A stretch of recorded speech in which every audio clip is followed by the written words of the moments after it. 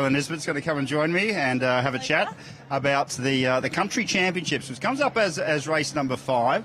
Now, Kayla was the winner on last year's winner of the country championships, Asgarda, and has since left the saddle to come and get behind the microphone.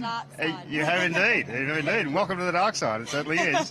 How has the transition been, and what are the memories like of last year's win, Kayla? Well, I was saying earlier, a lot of people have said, geez, it's gone quick since 12 months ago, but for me it actually feels like a lifetime ago because so my life has changed so dramatically since going from obviously being a jockey to switching over to this side of the fence. So the memories are still very near, and especially today it's bringing them right back and seeing a few of the country jockeys retain their rides obviously in the final today. I really just feel so much excitement for them because I know exactly how I was feeling this time obviously 12 months ago. But as far as the transition's gone, I'm really enjoying this side of it. Yeah, what about things like doing form and handicapping? That's probably been one of the hardest things. Yeah, oh, definitely. And I mean, I always was a jockey that did a lot of form as a rider, but I underestimated, I'd say, how different it is doing the form from a jockey's perspective as opposed to a punter's perspective. I suppose as a rider, you're just concentrating on more so how the race is going to map and where you're going to be and the horses that you want to follow or not follow. But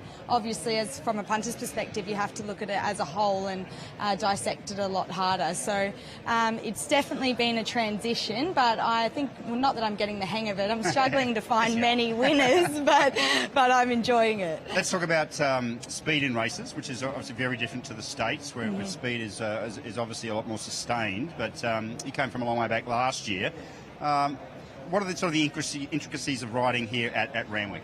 Well, Randwick's such a lovely, big, fair track, but like all high-pressure races, if there's going to be a lot of speed on up front, it just sets up for something on these big, fair tracks to get back and get over the top of them. But, I mean, naturally, everyone wants to hold a spot in the first 4. That's certainly a higher winning percentage, but, as I said, not a lot of horses can sustain their top tempo for the duration of the race. So if they're running at their top speed for most of the race, it will set up for something to get back and run on, and you have such a lovely long straight here that everything does get their chance. So you would always take into account the qualities of your horse, whether or not it was a go forward type, whether it was a get back type, and look at the pace of the race, the likely pace of the race is one of the key elements in assessing a race. Oh, exactly. And I always found, particularly with all due respect, the horses that I rode typically weren't blessed with ability, I suppose is a polite way of putting it.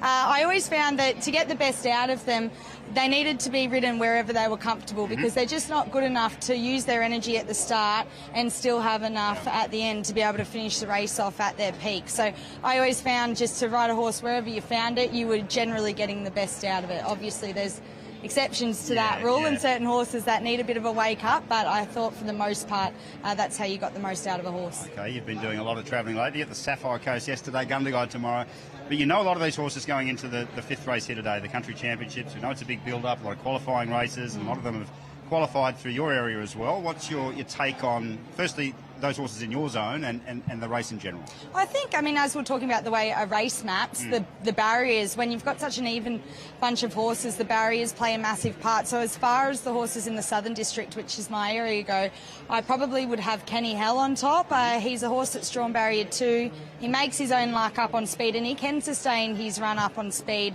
He had a lovely tick-over run since winning his qualifier in the City Handicap at Albury last start over the 1175. So he dropped back from the 1400 to the 1175. I think getting back out to the 1400, a fit horse up on the speed, he's probably our best chance. But as far as the whole race goes, I think it's very hard to go past Gallant Star. I mean, he's the runner-up last year. He's a proven horse. He's win at Canamble showed a lot of versatility. He jumped to the front, which we don't typically see him there, and he was just too good for his rivals there. Obviously, this is a slightly harder race, but I think he still has a fair bit on the rest of the field. And he's got a score to settle with you from last year. That's exactly right. Well, good to catch up with you, Kayla, and good to see you here at Randwick today, and safe drive down to Gundagai tomorrow. Yeah, looking forward to it. Thanks, Jason.